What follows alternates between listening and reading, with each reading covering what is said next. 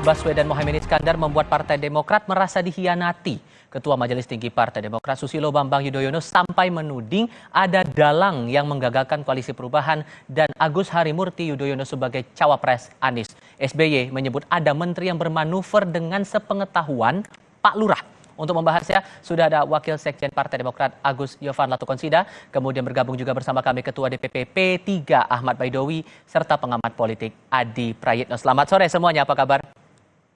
Selamat sore, Alhamdulillah. Terima kasih semuanya sudah bergabung bersama kami. Saya mulai ke Mas Agus dulu kalau begitu. Mas Agus, dibilang ada mastermind kalau kata Pak SBY. Kemudian dibilang ada peran Pak Lurah juga yang menggagalkan pasangan atau duet dari Anies dengan Agus Harimurti Yudhoyono. Tampaknya ini menyasarnya ke istana begitu. Apa betul, lalu apa dasar tudingan ini?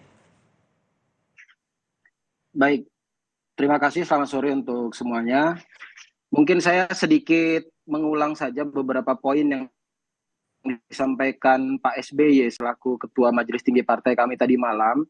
Memang beliau menyampaikan bahwa kita semua tahu memang ada keinginan hanya terbentuk dua pasangan saja dalam Pilpres 2024 ini. Dan ini sudah bukan rahasia umum, sudah sering diberitakan. Kemudian kita juga mengutip bahwa Bapak SBY mengatakan kita juga tahu ada info sangat sensitif agar pasangan Anies AHY yang sudah jadi rahasia umum, sudah matang sebelumnya, tidak akan terjadi. Informasi ini didengar oleh Pak SBY dalam tanda kutip politik tingkat tinggi, artinya orang-orang tertentu, pejabat-pejabat tertentu yang menghadap Pak SBY mungkin memberikan informasi dan informasi ini diolah oleh Pak SBY. Tentunya Pak SBY yang lebih tahu tentang ini. Namun dari kami Partai Demokrat, memang secara umum kami katakan kilas balik kami selama mengikuti proses Pilpres 2024 ini terlalu banyak batu sandungan yang bisa katakan ya ada kaitannya dengan istana. Contoh paling gampang, sejak awal diupayakan bagaimana caranya Demokrat diambil alih oleh Pak Muldoko waktu itu. Ini sudah kita bahas lama sekali dan pernah langsung Mas AHY menghadap Pak Jokowi di Istana Bogor menanyakan tentang hal ini. Dan saat itu pas bertemu Pak Jokowi mengatakan tidak tahu menahu. Yang mungkin benar adanya tidak tahu menahu. Tapi kemudian setelah muncul berita Pak Muldoko hadir dalam KLB di Sibulangit Deli Serdang, kemudian artinya ini sudah terbuka pada publik, namun nyatanya tidak ada juga tindakan apapun yang diambil oleh Pak Jokowi. Jadi wajar apabila kami mengatakan ada pembiaran. Itu salah satu contohnya kalau kita flashback ke belakang. Tahan sampai di situ dulu Mas. Tapi Pak SBY juga sempat menyampaikan ada menteri yang bermanuver dengan sepengetahuan Pak Lurah. Nah, kita coba dengarkan kembali pernyataan Pak SBY kemarin saat rapat dengan Majelis Tinggi Partai Demokrat. Menteri, sekarang ini. Menteri masih aktif dari Kabinet Kerja Pimpinan Presiden Jokowi secara intensif melakukan lobby termasuk kepada Partai Demokrat dengan menawarkan mengajak membentuk koalisi yang baru. Koalisi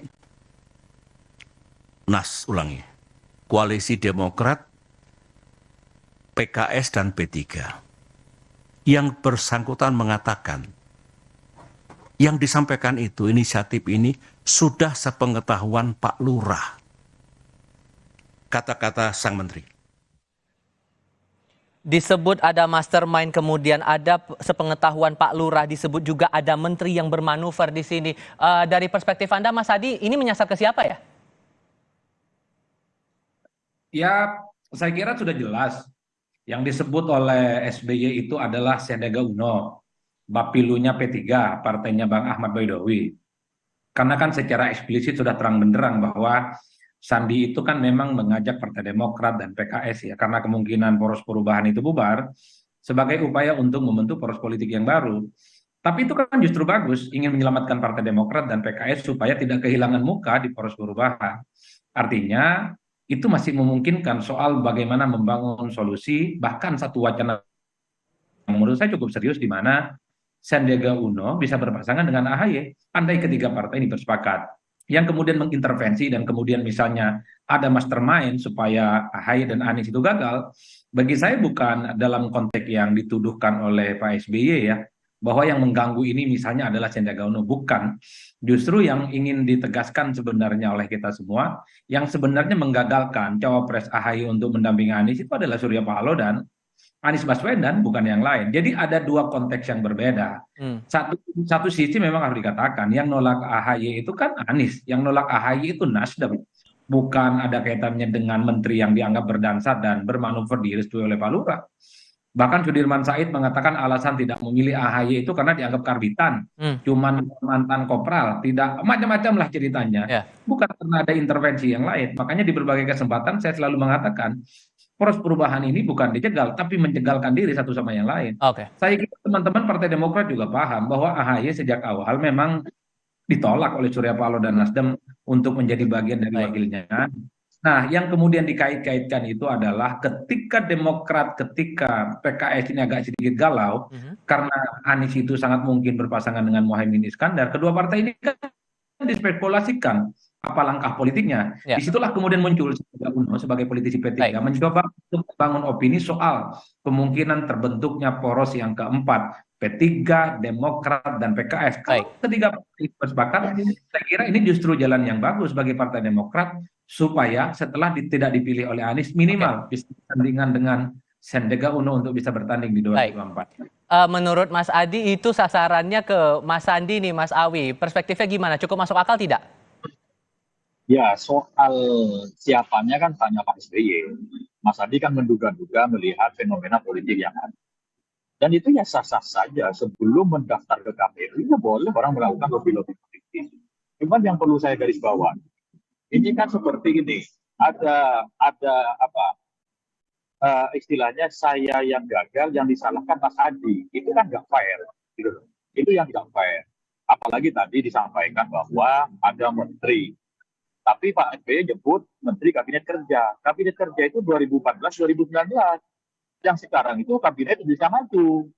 Itu satu. Yang kedua, tadi Agus Johan mengatakan ada penggiringan untuk skenario 2 capres.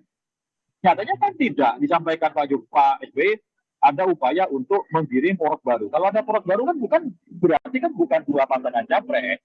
Nah, saya kira kalau kemudian koalisi perubahan itu tidak berlanjut, ya itu jangan salahkan yang lain.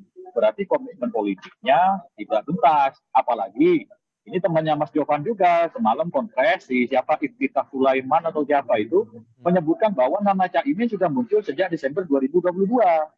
Nah, ini kan saling bantah di antara satu sama lain. Nah, menurut saya kita lihat ke depan. Kan memang sudah jodohnya Demokrat dengan Nasdem. Mau apa lagi?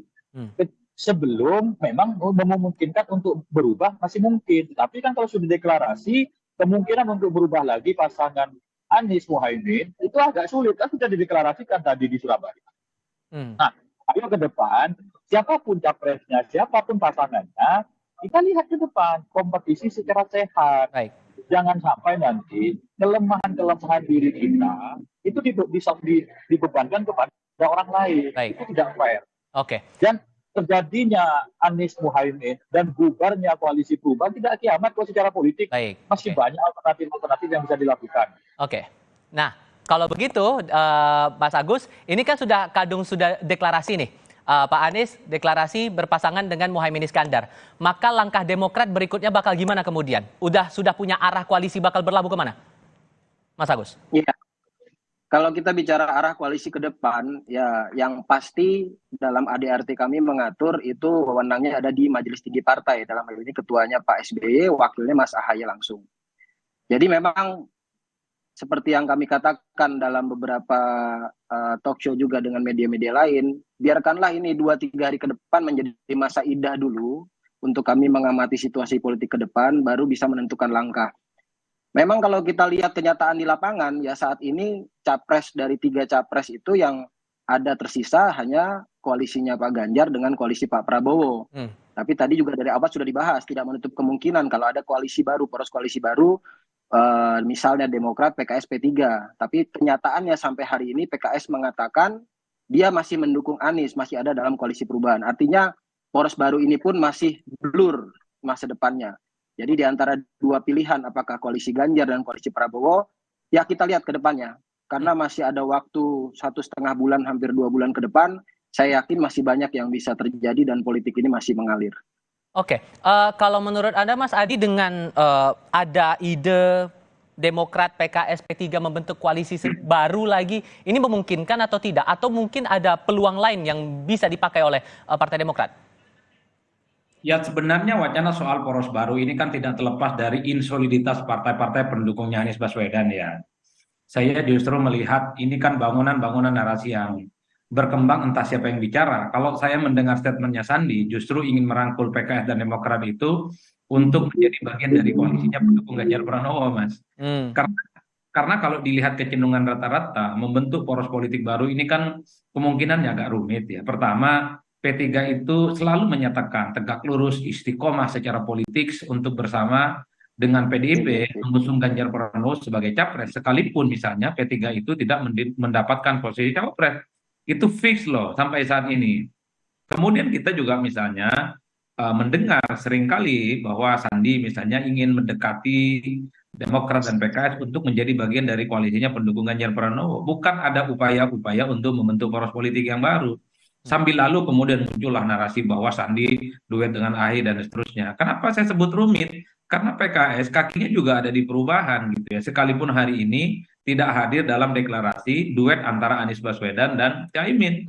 Mungkin PKS nggak nyaman hati datang ke kandangnya PKB gitu ya. Dua kutub yang saya kira memang secara diametral berseberangan saat ini. Karena kan memadukan PKS dan PKB ini tentu tidak gampang, Mas. Ini kan bagaikan minyak dan air yang tidak akan pernah ketemu. Betul bahwa PKS mendukung Anies, tapi secara ideologi, secara madhab, secara kultur, dengan PKB dan PKS ini saya kira konfrontatif. Itu yang sepertinya membuat kenapa PKS tidak hadir dalam deklarasi hari ini. Oleh karena itu, bagi saya membentuk poros politik baru, sekalipun ada kemungkinan, tapi serumit-rumitnya untuk bisa diwujudkan. Apalagi misalnya waktu ini kan cuma tersisa kurang lebih 1 bulan 2 minggu untuk pendaftaran ke KPU ya. Baik. Saya meyakini sampai lebaran kuda sekalipun, nah ini istilah yang dipakai SBY, rasa-rasanya poros yang baru ini agak sulit untuk diwujudkan. Oke, kalau begitu untuk posisi P3 sekarang nih, karena sekarang Demokrat masih belum memutuskan apakah kemudian akan membuka komunikasi ke Demokrat untuk mungkin bergabung dengan koalisinya P3 bersama dengan PD Perjuangan, atau mungkin ada langkah-langkah lain, karena PKB juga sudah membuat langkah sendiri. Ya, P3 tetap berpedoman pada hasil rapimnas 5 dan hasil rapimnas 6. Yakni yang mendukung Pak Ganjar dan bekerjasama politik dengan PDIP. Terus memutuskan tadi sebagai cawapresnya Pak Ganjar. Selama itu belum dicabut oleh forum yang serupa, itu masih mata politik kita masih bekerja sama politik dengan PDIP. Adapun kalau komunikasi politik kami lakukan dengan Partai Demokrat, dengan Partai PKS, kita kan di praksi biasa ketemu ngobrol-ngobrol. Barangkali mereka bisa diajak ke koalisinya Pak Ganjar. Seumpamanya tidak berkoalisi, ya nggak masalah juga. Misalkan Mas Jovan kembali lagi ke Pak Anies, silahkan. Mau ke Pak Prabowo, monggo. Bergabung dengan P3, silahkan. Adapun opsi-opsi tadi yang disampaikan ada poros baru, sampai sejauh ini P3 belum berpikiran ke arah sana secara serius. Karena kita masih terikat mekanisme partai, yakni melalui forum Rapimnas. Selama Rapimnas belum diubah hasilnya, tetap bagi kami dengan PDI Perjuangan. Kita tegak lurus kalau kata Mas Adi. Tegak lurusnya kepada siapa? Kepada konstitusi partai. Karena kita ini berorganisasi, ada mekanismenya. Gitu. Baik. Oke, terima kasih banyak Mas Agus untuk diskusinya kali ini. Mas Awi juga terima kasih. Mas Adi Praetno juga terima kasih sudah berdiskusi bersama kami. Selamat sore semuanya. Terima kasih. Sore. Laporan lainnya sesaat lagi, polisi menyita rumah mewah milik selebgram asal Palembang, Sumatera Selatan, Adelia Salma di Banyuasin karena diduga hasil kejahatan narkoba sang suami.